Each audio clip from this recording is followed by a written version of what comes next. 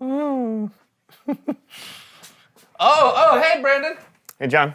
Hey, did you forget to shower this morning? Because you look like you totally forgot. I'm sorry? What do you...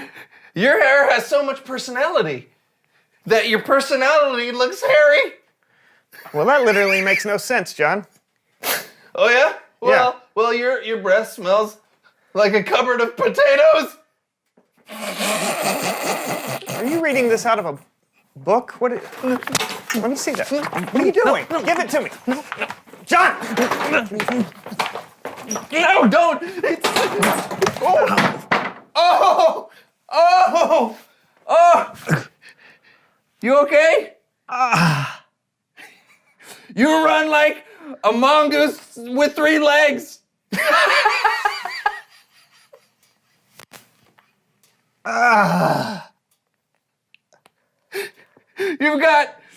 You've got gum where your armpit should be. Oh. You got served.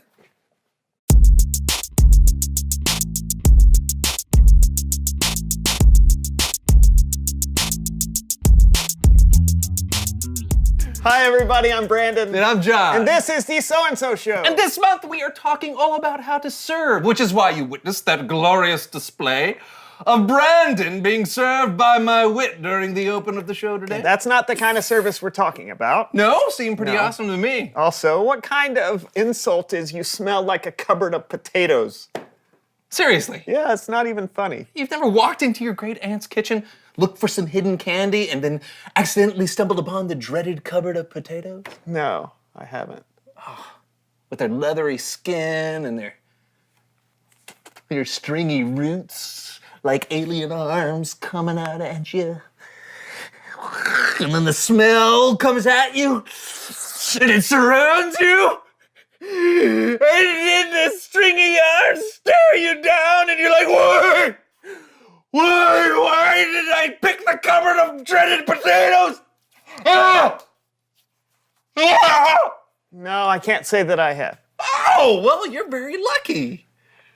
Yeah, I'm one of the lucky ones. Yeah, clearly. And speaking of being lucky, your luck doesn't stop here. Oh, should I be worried? Potentially, because I planned a special surprise today just for you. Please Really? welcome someone who knows stuff.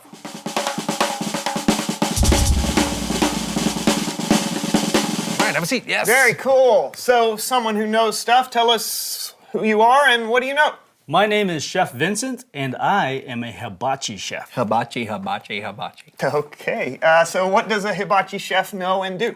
Well, I serve people many times a day, but John asked me to show you rather than tell you. Oh, that sounds like fun. John, where is our chef supposed to show us his skills? Oh, well, normally they use a giant stove griddle. Hibachi. Haven't you ever seen hibachi before? Yeah, but I don't see a giant stove griddle. Hibachi. Oh, well, that's a fair point.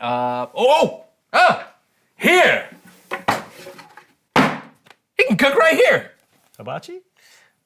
He can't cook on the desk. Oh, sure he can. No, there's no fire. There's no place for him to do the flaming volcano onion. Well, maybe it can be a dormant volcano. I can do it. Hey, look at that! can Of do course it. he can! All Thank right. you! So as we say in the theater, the show must go on!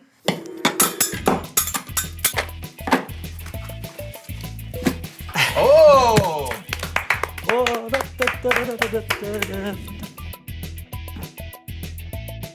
Hey! Oh! Let's try it again. Yeah! Flying shrimp. Who wants it? I do. Me! No, it's raw. It's raw. There you go. Now you see? That's what I do. Oh, nice. Yeah. I love how you spin the utensils around. That's really cool. Yes, thank you for showing us what you know, Chef Vincent. You're welcome. Thanks for having me. Next Yeah. time, let's make this volcano active. Oh, yeah, definitely. yeah. That would be much better. Yeah. Thanks, Chef Vincent. No Thanks. problem. Thanks, guys. Yeah, man.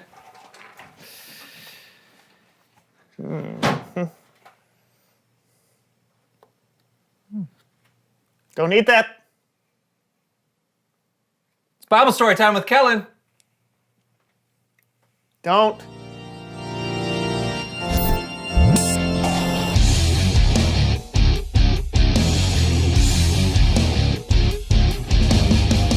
Hey guys, I hope you're hungry. Well, we did just watch a lot of cooking without eating anything, so.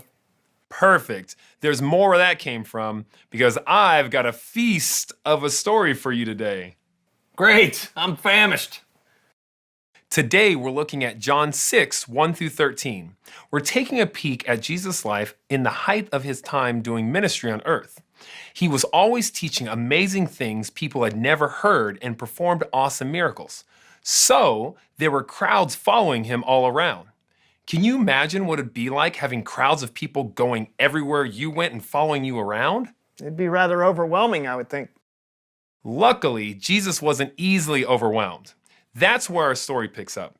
And here to help us see the story in action, please welcome our ever amazing, ever talented, ever overly dramatic, and unexpectedly comedic, the So-and-So Show Players. You are too kind, Kellen. Our story begins with Jesus crossing over the Sea of Galilee. Okay. Places, everyone. Right. Oh, I think we're going that way. Yeah. There we go. Ah, Sea of Galilee. Here we come on the other side of thee. A large crowd of people followed him. They had seen the signs he had done by healing sick people. Jesus! Jesus! Jesus! Then, Jesus went up on a mountainside. Ah, what an ideal location. There he sat down with his disciples. The Jewish Passover feast was near. Jesus looked up and saw a large crowd coming toward him. So he said to Philip, Where can we buy bread for all these people to eat? he said this only to test Philip. He already knew what he was going to do. Suppose we could buy enough bread for each person just to get a bit. That would take more than half a year's pay. Here is a boy with 5 small loaves of barley bread. I say, here's a boy with 5 small loaves of barley bread. Okay, where's William? He's supposed to play the boy. Don't ask me. I'm playing the lead. Must I fill in for everyone? Everything okay, guys? Ah, the joy of theater. Always having to scramble mid-performance to fix someone else's mistakes. Joy isn't the word I would have gone with. Okay, go. Here is a boy with 5 small loaves of barley bread. I also have 2 fish. But how far could that go in such a large crowd? Have the people sit. There was plenty of grass in that place, and they sat down. Oh, what a great place to sit down. I'm glad I get to finally rest my legs. You're the best, Jesus. About 5,000 men were there. Then Jesus took the loaves and gave thanks. Thank you, Father, for this provision of good food. He handed out the bread to those who were seated. He gave them as much as they wanted. And he did the same with the fish. When they all had enough to eat, Jesus spoke to his disciples. Clean up the leftovers so nothing goes to waste. So they gathered what was left over from the 5 barley loaves. We're gonna need more baskets for all the leftovers. Yeah.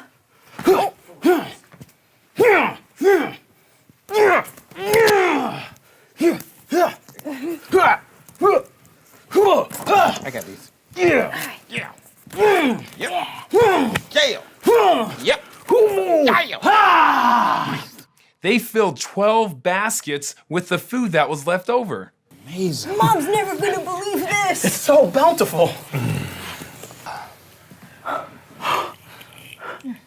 It's a miracle. The end.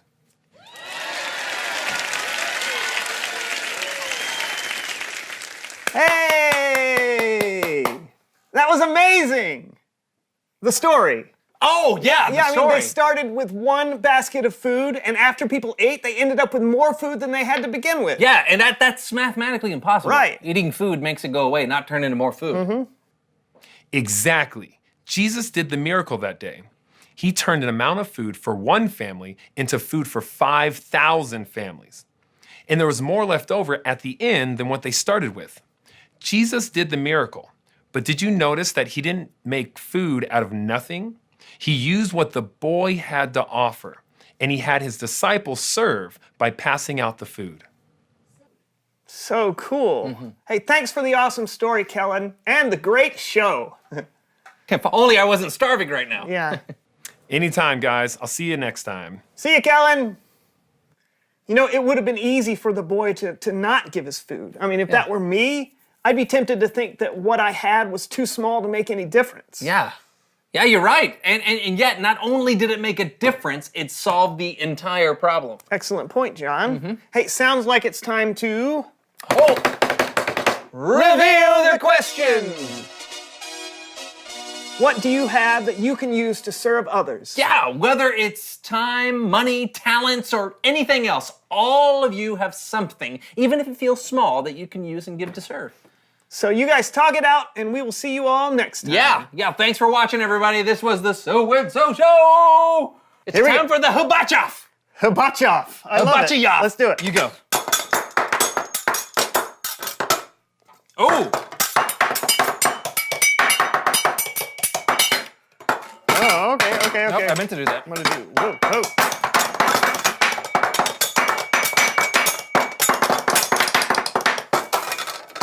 That's pointy! Pointy end! Here. That's pointy! Oh. Oh, yeah.